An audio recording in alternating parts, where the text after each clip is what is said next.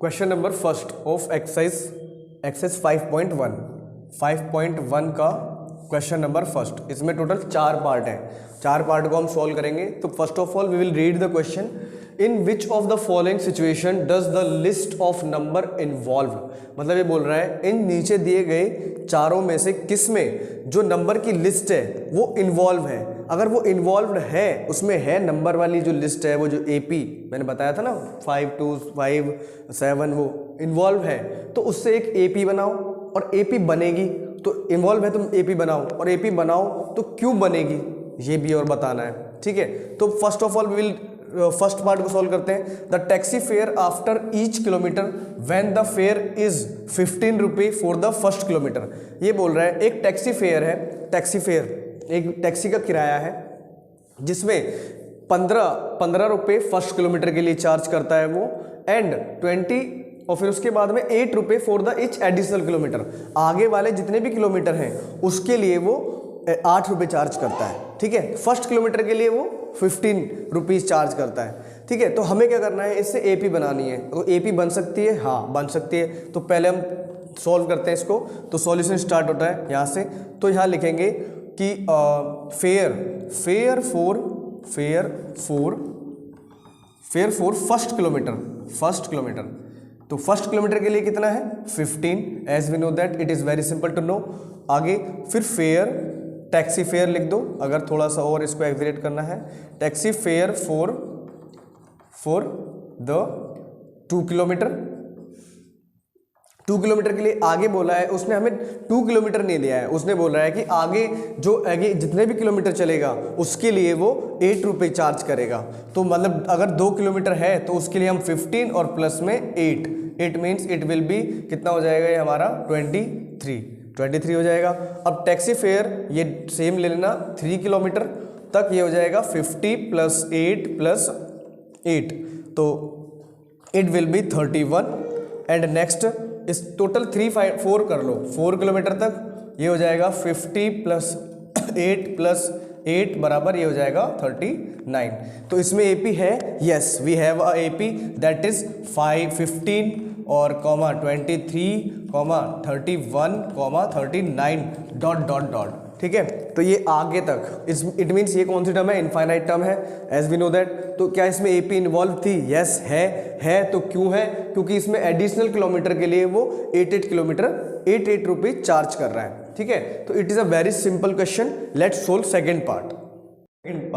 तो ये कह रहा है the amount of air present in a cylinder when a vacuum pump removes 1/4 of the air remaining in the cylinder at a time। ये बोल रहा है कि एक सिलेंडर में कुछ गैस है, ठीक है, कुछ एयर है, सॉरी एयर सिलेंडर है तो ऑक्सीजन ही होगा। तो एयर पड़ी हुई है, उसके अंदर एयर है। तो जब यहाँ पे कोई वैक्यूम पंप प्रेस किया जाता है, जो वैक्यूम पंप होता है उसको जब हम प्रेस करते हैं, दबाते हैं, तो वहाँ से 1/4 ऑफ मतलब 1/4 गैस निकल जाती है जिसके उसके अंदर जितनी भी प्रेजेंट है। ठीक है, तो अब हम क्या करेंगे, पहले समझते हैं कि इसमें टोटल गैस कितनी है। तो टोटल गैस हम मान लेते हैं, let the amount of cylinder is 48। ठीक है, हम इसको 48 कर लेते हैं। ठीक है, 48 ले लेते हैं। अब 48 हमारी गैस हो गई। तो अब ये बोल रहा है जैसे आप फर्स्ट टाइम अगर उसको first time vacuum pump press करते हो तो 48 का 1/4, ठीक है, 48 का 1/4 या 1/4 ऑफ 48। तो इसको अब हम सॉल्व करेंगे। तो 1/4 × 48 4 से 1 और 4 2 = 8 यानी कि 12 लीटर गैस उसमें से निकल जाती है। ठीक है, 12 लीटर निकल गई अभी। तो बची कितनी, अब हम टोटल में से माइनस कर देंगे। तो 48 - 12 तो कितना बचा हमारा, 4 में से 8 में से 2 गया कितना 6, और 4 में से अब हो गया हमारा कितना 36। ठीक है, अब हमारी 36 बची।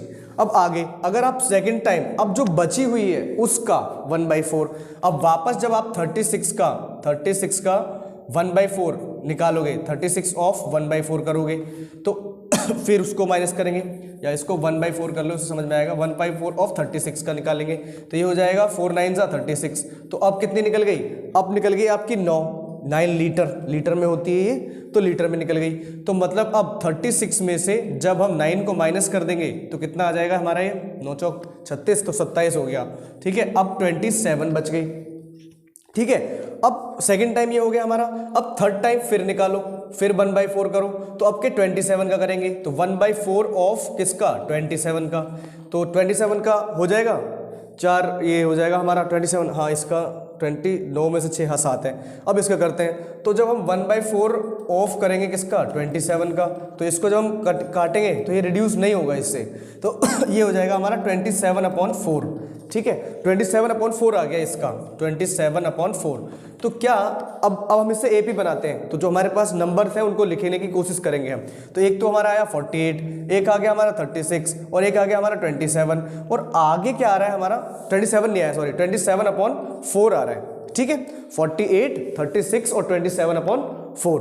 ठीक है, तो क्या इससे एपी फॉर्म हो रही है, यहाँ पर हम क्लियरली देख सकते हैं कि जो डिफरेंस था हमारा, कॉमन डिफरेंस था, वो यहाँ पे आने के बाद में बदल गया।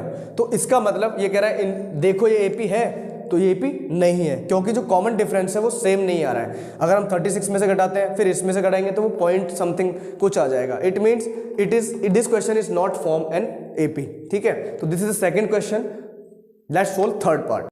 थर्ड पार्ट में ये बोल रहा है the cost of digging a well after every metre of digging when its cost is 150 for the first meter and rises by the 50 meter for each subsequent meter। अब यहाँ पर क्या बोल रहा है कि एक कुआं खोदने की जो कॉस्ट है, एक कुआं है जो पर मीटर के हिसाब से खोदा जाता है, और जब उसको खोदते हैं तो पर मीटर की जो कॉस्ट है वो 150 है, और फिर नहीं सॉरी 1 मीटर की जो कॉस्ट है वो 150 है, लेकिन उसके बाद में जैसे जैसे मीटर बढ़ता चला जाएगा तो उसकी कॉस्ट कम होती चली जाएगी। ठीक है, पहले मीटर के लिए, फर्स्ट मीटर के लिए तो 150 है, और उसके बाद जैसे जैसे मीटर बढ़ता जाएगा, 2 मीटर 3 मीटर, तो वो 50 रुपये उसके एडिशनल चार्ज लेते चले जाएंगे। तो यहाँ से हमें एपी फॉर्म करनी है। ठीक है, तो यहाँ लिखेंगे कि cost of digging, DIGG digging for first metre. ठीक है, फॉर 1 मीटर या 1 मीटर के लिए ले लो तो कितनी है, 150। अब आगे अगर इसको कॉस्ट ऑफ डिगिंग 2 मीटर की बात आती है तो ये हो जाता है 150 प्लस में 50, तो इट विल बी कितना हो जाएगा, 200। और फिर आगे जब 3 मीटर खोदने के लिए बोलते हैं तो वो 150 प्लस 50 प्लस 50, तो इट विल बी 250। एंड फिर आगे वो जब 4 मीटर, एपी 4 तक हमें 4 टर्म फाइंड आउट करनी है, that's why I am solving this.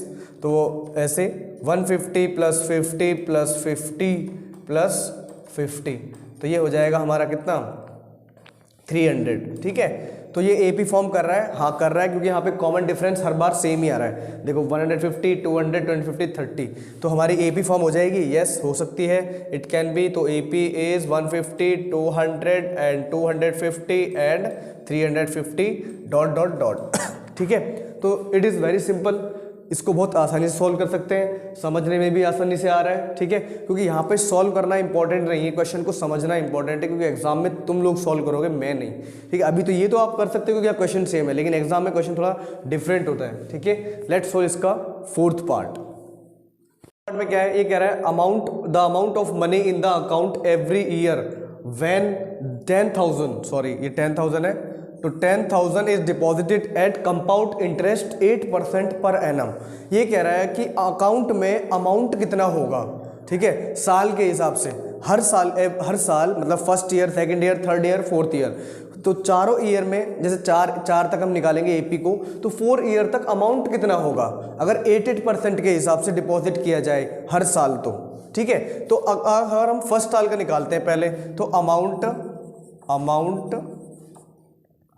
In account, ACCOUNT, account in first year, या है ना 1 ईयर ले लो आप। 1 ईयर में कितना होगा, तो देखो 10,000 का ये कह रहा है 10,000 8% ऑफ 10,000, सॉरी 8% कर लो इसको, 8% ऑफ 10,000, क्योंकि टोटल अमाउंट हमारे पास में 10,000 है। ठीक है, तो 10,000 का 8% जब हम निकालेंगे तो 8/100 और ऑफ मतलब मल्टीप्लाई 10,000, ठीक है। इससे हम कैंसिल कर देंगे यहाँ से, ये 2 0 कैंसिल हो जाएंगे, इट विल बी कितना 800, ठीक है। तो हमारा पहला कितना हो गया, फर्स्ट ईयर का हमारा कितना हो गया, हमारा फर्स्ट ईयर जो 1 ईयर है, 1 ईयर का हमारा कितना हो जाएगा कंपाउंड इंटरेस्ट, वो हो जाएगा 800, ठीक है। तो मतलब पहला कितना था, अभी 800 हो गया। अब हम सेकंड दूसरे ईयर का निकालते हैं, ठीक है। अमाउंट डॉट डॉट डॉट और ये सेकंड ईयर। अब देखो पहले इतना समझो, तो फर्स्ट ईयर जो अमाउंट है वो कितना है 10,000। अब सेकंड ईयर में अमाउंट कितना हो जाएगा, टोटल अमाउंट कितना होगा, टोटल अमाउंट होता है प्रिंसिपल प्लस इंटरेस्ट, ठीक है। तो प्रिंसिपल हमारा कितना है 10,000, अब 10,000 और प्लस में 8%, है ना। कंपाउंड इंटरेस्ट का मतलब क्या होता है, सिंपल इंटरेस्ट तो वो होता है जो हमारा सालाना लगता है। कंपाउंड इंटरेस्ट में जो हमारा साल का जितना भी अमाउंट होता है उसका जितना टोटल हो जाएगा, टोटल अमाउंट का लगेगा।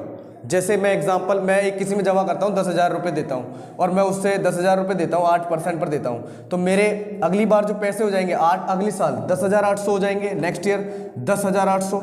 अब 10,800 पे अगली साल कंपाउंड इंटरेस्ट लगेगा, सिंपल इंटरेस्ट तो आसान होता है। जैसे मान लो किसी को मैंने 1,000 रुपये दे दिए, तो 1,000 रुपये दिए तो अगली साल उसके हो गए, मतलब 8% पे दिए तो 80 रुपये मुझे मिल जाएंगे, ठीक है। फिर उसके बाद अगली साल मुझे वापस 80 रुपये मिल जाएंगे। लेकिन इसमें उल्टा है, कंपाउंड में क्या होता है, इंटरेस्ट उस पर अमाउंट पे इंटरेस्ट लगता चला जाता है, जितना अमाउंट हर साल बढ़ता चला जाएगा उतना उतना वापस इंटरेस्ट उस पर कंपाउंड इंटरेस्ट होता चला जाएगा। अब ये हो गया हमारा कितना 800, तो ये हो जाएगा टोटल अमाउंट 10,800, ठीक है। अब सेकंड ईयर का 8% निकालेंगे हम, तो ये कितना होगा 8%, यहाँ पर 8% ऑफ किसका 10,800 का, इसका निकालेंगे हम, ठीक है। 10,800 का निकालेंगे, ठीक। तो 8 में 100 और इनटू कितना 10,800, 0 से 0 काट दो, 0 से 0, इसको सॉल्व करो तो ये कितना आएगा 8 8 जा 64 और 8 8 64, 6 8 0 0 6 8 1 जा 8। आपके कितना हो गया, हमारा कितना आपके देखो 10,800 पे था तो कितना हो गया 864 हो गया। ये किस पे है, इस पे। तो जो टोटल अमाउंट हो जाएगा वो कितना हो जाएगा हमारा 10,800, क्योंकि आपके 10,800 था हमारा 10,800 और 864, तो इसको प्लस करेंगे तो कितना हो जाएगा 4 और ये 6 8 8 16 1 कैरी और ये हो जाएगा हमारा 11,664। तो ये हो जाएगा हमारा सेकंड ईयर में जो कंपाउंड इंटरेस्ट हो जाएगा वो 11,664 हो जाएगा, ठीक है। अब थर्ड ईयर का भी निकाल लो, तीसरे ईयर का। अब अगर हम थर्ड ईयर का मैं यहाँ निकाल देता हूँ, तो तीसरे ईयर का जब हम निकालेंगे तो वो किस पे निकालेंगे, इस पे निकालेंगे। मैंने एज आई टोल्ड यू, मैंने कहा था कि भाई वो अमाउंट पे जितना जितना अमाउंट बढ़ता चला जाता है उससे उसी पे फिर इंटरेस्ट लगता है, वो होता है कंपाउंड इंटरेस्ट। तो अब क्या निकालेंगे हम 8% ऑफ किसका, जो हमारा ये है 11,664। तो इसको सॉल्व करेंगे 8/100, ठीक है, इनटू ये हो जाएगा 11,664। इसकी मल्टीप्लाई करो इसके साथ में, जो आ जाए उसको पॉइंट लगा देना, फिर उसको उसमें से प्लस कर देना, ठीक है। ये तुम्हारा काम हो जाएगा। तो एपी फॉर्म होती है, देखो होती है। ये था पहले कितना था हमारा 10,000, ठीक है, 10,000 था। फिर उसके बाद हो गया हमारा कितना 10,800, ठीक है। फिर 10,800 पे लगा तो कितना हो जाएगा हमारा 11,664। तो देखो हर बार जो है वो कंपाउंड इंटरेस्ट बढ़ता चला जा रहा है। तो बट ये क्या बोल रहा है कि क्या ये एपी है, देखो अमाउंट तो बढ़ता जा रहा है वो तो कोई प्रॉब्लम नहीं है, लेकिन क्या ये एपी फॉर्म कर रहा है, एपी फॉर्म नहीं हो रही है। इट मीन्स ये हमारी एपी नहीं होगी, ठीक है। ये एपी फॉर्म नहीं कर रहा, अमाउंट तो बढ़ रहा है वो तो ठीक है, सॉल्यूशन तो आ रहा है, नो प्रॉब्लम, लेकिन ये एपी फॉर्म नहीं कर रहा है, ठीक है। तो this is the answer of this question. Let's solve second part, second question.